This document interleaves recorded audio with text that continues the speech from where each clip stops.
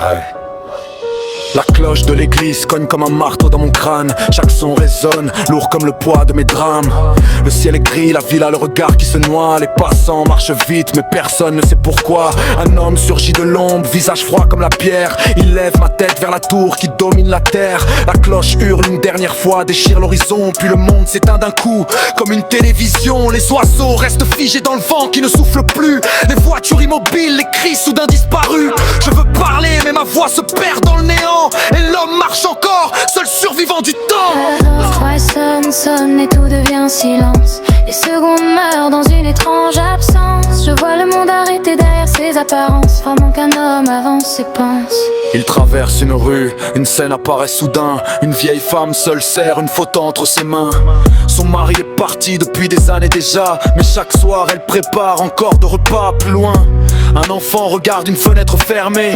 Il attend un père qui avait promis de rentrer. Le soleil se couche, l'espoir aussi lentement. Et la chaise reste vide année après année. Pourtant l'homme observe sans un mot, comme un juge invisible, les blessures de la vie, les douleurs indicibles. Je comprends que les cicatrices ne saignent pas toujours. Certaines tuent doucement, chaque nuit, chaque jour. La cloche sonne et tout devient silence. Les secondes meurent dans une étrange absence. Je vois le monde arrêté derrière ses apparences, pendant qu'un homme avance et penche.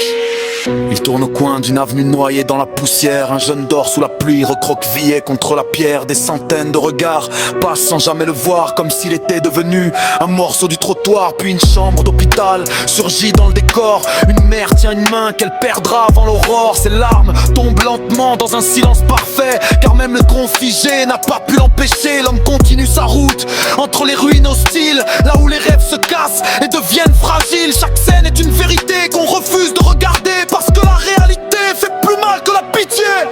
Cloche sonne et tout devient silence. Les secondes meurent dans une étrange absence. Je vois le monde arrêté derrière ses apparences, pendant qu'un homme avance et pense.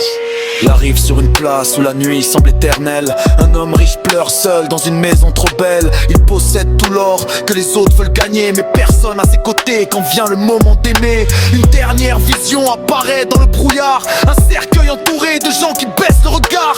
Tous disent qu'ils auraient dû appeler plus souvent, mais les regrets parlent toujours quand il est trop tard maintenant.